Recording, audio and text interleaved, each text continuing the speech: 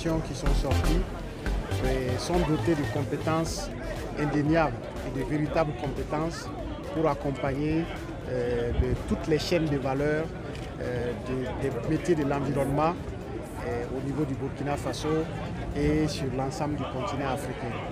Il y a des étudiants qui viennent de différents pays, même si la majorité ce sont des Burkinabés. L'IGED reçoit, grâce à son dynamisme et à son système de formation ouvert à distance, des étudiants qui viennent de divers horizons.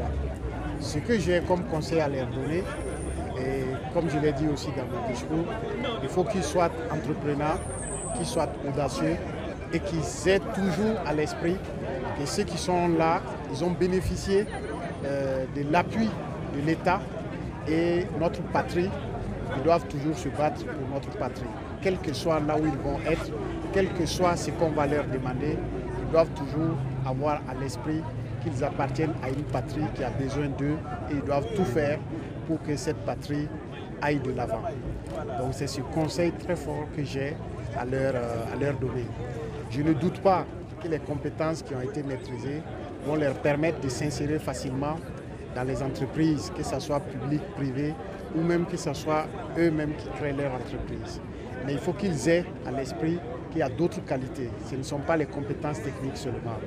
Et cette volonté qui est affichée aujourd'hui de défendre la souveraineté de notre pays, ils doivent tous se mettre à l'esprit que quel que soit le message, quelle que soit leur volonté, la patrie doit être toujours mise en avant. La garantie, c'est d'abord au niveau même de la conception des curricula de formation.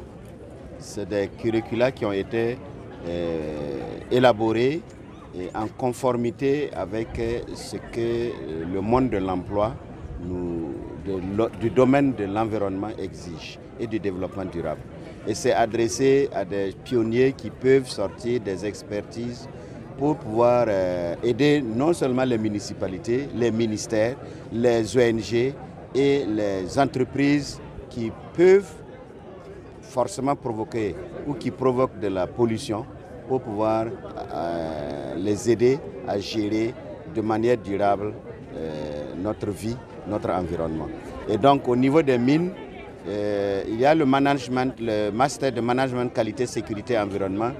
Et au niveau des entreprises de génie civil, etc., ce sont des gens, vous avez besoin des expertises en santé, sécurité au travail, vous avez besoin des experts en qualité, donc la gouvernance même des entreprises, etc. Il y a pas mal de choses que nous donnons comme compétences et nous leur demandons de rechercher eux-mêmes les stages comme s'ils recherchaient un emploi.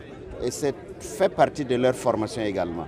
Et nous devrons maintenant, une fois qu'ils trouvent une entreprise, nous derrière, nous les soutenons par des lettres de recommandation, plus une convention de stage. Et nous allons sur le terrain pour vérifier que le stage se passe très bien et qu'ils répondent aux attentes de l'entreprise quand ils sont stagiaires dans l'entreprise.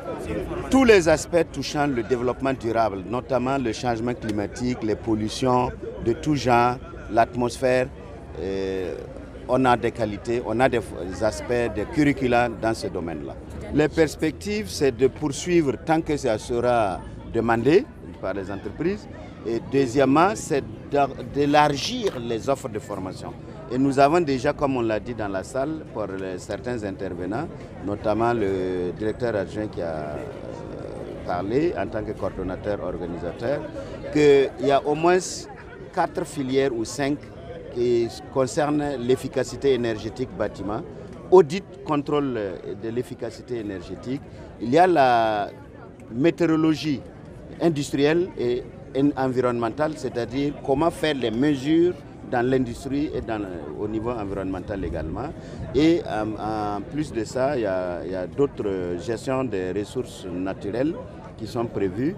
Et comme on l'a dit également, on a en perspective de rassembler tous ceux qui sont dans le pétrole et comprendre comment ça se passe et voir est-ce qu'on ne peut pas écrire des curricula et ouvrir ces filières-là.